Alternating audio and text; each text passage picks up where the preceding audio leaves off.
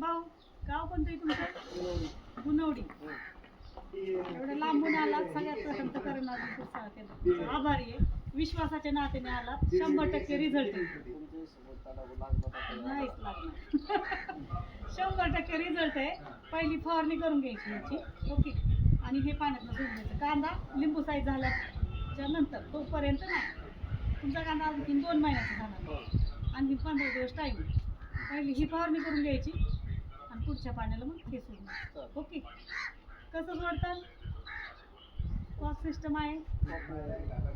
सारे येतं आपल्या शेतात जायचं, एका एकरात जेवढे सारे येतं 50, 60, 70 काय मोजायचे.